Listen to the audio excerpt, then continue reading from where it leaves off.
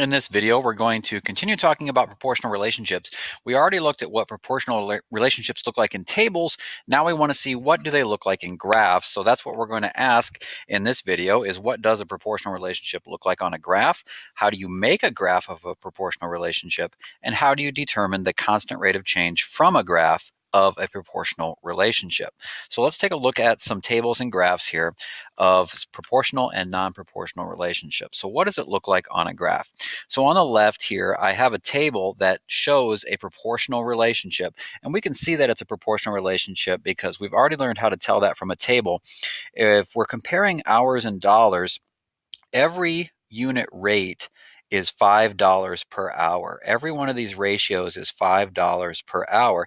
So we already know that this is a proportional relationship. So let's take a look at what that looks like on a graph. So if we graph all of these points on the grid, so you can see that 2 hours, $10. So hours is on the x-axis and dollars is on the y-axis. So we plot the point 210 right here, and we plot the point 420 right here, and we plot the point 630 right here. And you can see that this creates a straight line, and the line goes through the origin, or 0, 0. So that's what a proportional relationship will look like. Here's an example on the right of a table that is not a proportional relationship. So all of these values here do not have a constant unit rate. This is $5.50 per hour. This is $4.75 per hour, and this is $4.50 per hour. So we know that this is not a proportional relationship. So what does that look like when we put it on a graph? So again, I took these points. Here is 211. The point 211, 2 hours, $11. Here is 4 hours, $19. And here is 6 hours, $27. We can still see that it is a straight line, but it does not go through the origin. So that might tip us off to something that would not be true of a proportional relationship. It's not going to go through the origin. Here's a couple more examples. Here we're comparing miles and hours. And again, on the left, I have a proportional relationship because I can tell from the table. Every one of these ratios is a constant unit rate. It's 60 miles per hour. This is 60 miles per hour. And this is 60 miles per hour. So I know that this is a proportional relationship. So again, when I go to graph this on a coordinate grid, here is 2 hours, 120 miles. Here is 4 hours, 240 miles. Here is 6 hours, 360 miles. Again, I see that it is a straight line, and it's going to go through 0, 0. It's going to go through the origin. So just like the first one, it's a straight line, and it goes through 0, 0. Here's another example of a non-proportional relationship. This ratio here is 40 miles per hour. This is 37.5 miles per hour. And this is 41.6 repeating miles per hour, but I rounded that to 41.7 miles per hour. And if we plot these on the coordinate grid, here is 2 hours, 80 miles, 4 hours, 150 miles, 6 hours, 250 miles. Now we see this is not a straight line. It kind of goes up and down, but it does go through the origin. So it looks like there's two things that have to be true when we have a proportional relationship. And those things are, it has to be a straight line, and it has to pass through the origin. If one of those two is not true, then it will not be a proportional relationship. So now we can tell just from a graph if a relationship is proportional or not, and we don't need to use the table to find that constant rate. So here are a couple examples of graphs that would not be proportional. All I need to do is look at it to tell. This is not proportional because it does not pass through 0, 0. It would have to go through this point right here for that to be proportional and be a straight line. Here it's only a straight line but does not go through the origin, so this is not proportional. This one goes through the origin, but it is not a straight line. This one goes up and down and diagonally, so that is not a proportional relationship. It does not meet both of the requirements.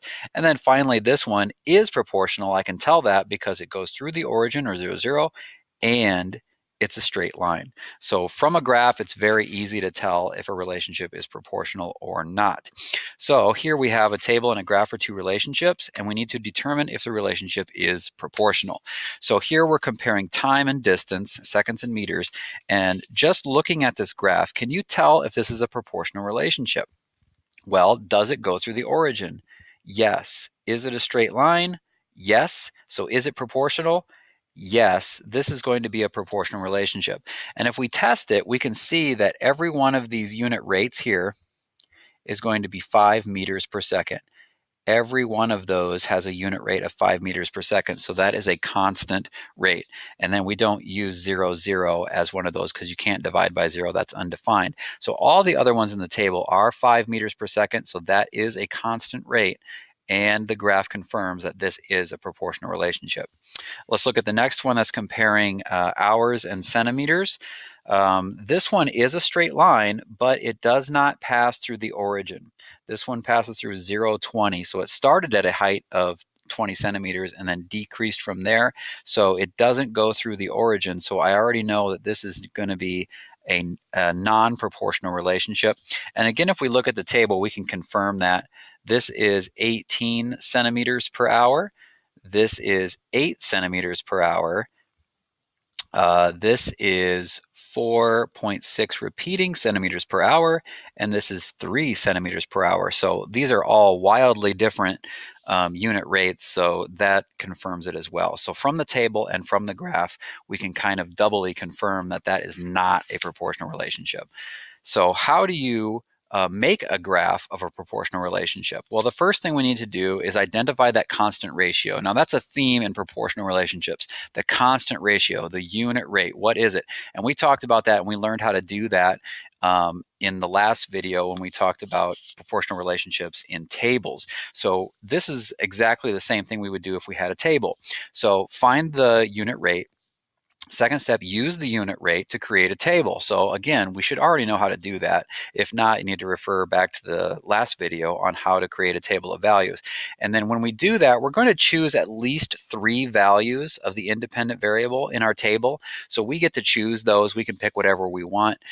So we'll pick some that will fit on the graph because we need at least 3 points so that we can find out where our line is. And then lastly, we're going to use those values in the table to graph the coordinates on the grid. And the independent variable is always on the x-axis, and the dependent variable is always on the y-axis. So make sure that you're graphing those correctly and not graphing them backwards. Otherwise, you won't end up having your graph look like a proportional relationship. So here's a couple of examples here that we're going to graph, and we're going to determine whether they're proportional by graphing them. So here we already have a table of values created, so I'm just going to plot these points on my grid here. So here the number of tickets is our independent variable, so that goes on the x-axis, and the cost is the dependent variable, that's going on the y-axis, and the 0.26 is, this is counting by 2s, so this is 2, 2, 4, 6, so that one's right there. 4 tickets would cost $8. So here's 4 tickets and $8. 6 tickets would cost $10. So that's here. 8 tickets would cost $12. And 10 tickets would cost $14. That's right here. So I can see this is a straight line. So if I continue this straight line, that is not going to go through the origin. So it's a straight line, but it does not go through the origin. So this is not a proportional relationship. And I can tell that just from graphing it. And again, we could check that with these unit rates. This is $3 per ticket. This is $2 per ticket. So I already know that it's not constant. This is 1.6 repeating dollars per ticket. This is $1.50 per ticket. And this is $1.2 per ticket. So you can see that the unit rate is always changing here. So that is definitely not proportional. Let's look at the next graph and let's plot this on our grid and see if it's proportional. Number of hot dogs and cost. So 2 hot dogs cost $6. So I'm going to put that point on my graph. And this is hot dogs here. This is my independent variable. That's going to go on the x-axis. 4 hot dogs would cost $12. 6 hot dogs would cost $18. 8 hot dogs would cost $24, and 10 hot dogs would cost $30. And that is a straight line, but you would use a ruler on this, of course, and it goes through the origin. So straight line through the origin. So yes, this is a proportional relationship. The number of hot dogs is proportional to cost. And again, if we check that in the table, these are all $3 per hot dog. That's a constant unit rate in the table. All of these are $3 per hot dog. So we can confirm that again on the table or on the graph. So here we're going to start from scratch. All I have is a description. I'm not given a table and I'm not given a graph. So we're going to take a proportional relationship and turn it into a table and then turn it into a graph as well. It says every can of frozen orange juice concentrate requires 4 cups of water. Graph the relationship between cans of concentrate and cups of water. So cans of concentrate and cups of water are my 2 variables. So I need to identify which one's independent and which one's dependent before I can find my constant ratio. And the independent variable here is cans of frozen juice, because I need to know how many cans I have before I can determine how many cups of water I'm going to need to make the juice. So the cups of water depends on how many cans of concentrate I have. So first of all, I need to identify those 2 things. What's the independent variable? What's the dependent variable? And then we learned in the last video to find our unit rate. It's the dependent variable divided by the independent variable. So it takes 4 cups of water for every 1 can of frozen juice. So that's 4 cups per 1 can, which is a unit rate of 4 cups per can. So there's my unit rate. There's my constant ratio in the relationship. So now I'm going to use that to make a table. So in my table, my independent variable is always going to go first. So this is cans, and this is going to be cups. So I said I can choose any values I want or any number of cans that I want. So I'm going to choose 1, 2, and 3. I'm going to get creative there. It's nice to use lower numbers so that I know they'll fit on my graph, and then I can use that unit rate. So if it's 4 cups for every can, if I have 1 can, that's going to be 4 cups. If I have 2 cans, that's going to be 8 cups. And if I have 3 cans, that's going to be 12 cups. So here I've created my table of values from my unit rate, and now I can use that table to make my graph. Now, again, on the graph, the independent variable is always going to go on the x-axis. So this is going to be cans.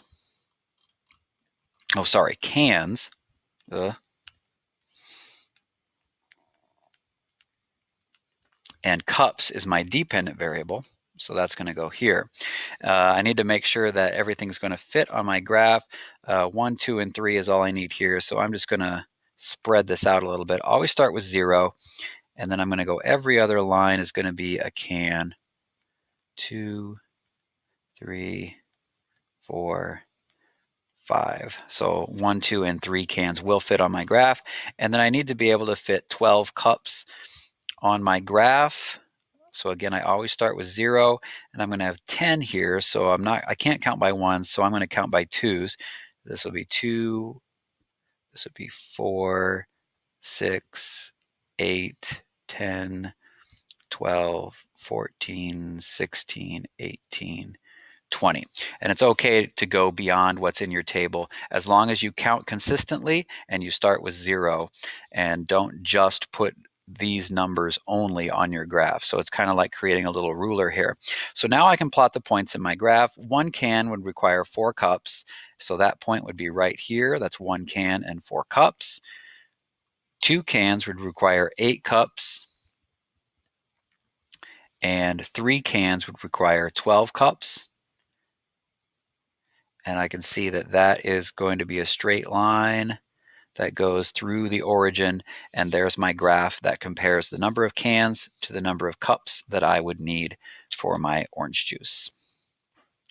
Lastly, how do you determine the constant rate of change in a graph of a proportional relationship? So if we're given a graph, how can we find that constant unit rate? Because we know how to do it in a table, but how do you find it in a graph? So when 2 quantities are proportional, any point on the graph can be used to find the constant rate of change, just like any pair of values in a table could be used to find it, because they're all going to be the same regardless of which pair of numbers you use to find the unit rate. So for any point on the graph, you're going to have an x value and a y value. The constant rate of change, or the unit rate, is the y value divided by the x value, which is going to be the dependent variable divided by the independent variable, just like we've seen before. So let's look at this graph here. Keith plants a seed. Every 3 days after the seed sprouts, he measures the height of the plant, and the graph shows the result. What is the constant rate of change for this relationship, and what does it tell us about the growth of Keith's plant? So here we see that this is a proportional relationship because it's a straight line and it passes through the origin, because at 0 days he had 0 millimeters of plant. So I can use any one of these points. 3 days, 6 millimeters, 6 days, 12 millimeters, or 9 days, 18 millimeters. I can use any of those to find my constant rate, or my unit rate. And it's going to be the y value divided by the x value. So I could pick the first one and take 6 divided by 3, or the next one, 12 divided by 6, or the next one, 18 divided by 9. I could choose any one of those because these are all equivalent ratios, which they all equal 2, and that's 2 millimeters per day, because my y value is millimeters, my x value is days, so that's millimeters per day. So what does that tell us about the growth of the plant? It tells us the plant grows at a rate of 2 millimeters per day. So now we've seen that when it comes to proportional relationships, the key idea here is that constant rate, that constant unit rate that never changes. And now we see what it looks like in a table, and now we see what it looks like in a graph. So we can get that information from either of those representations of proportional relationships.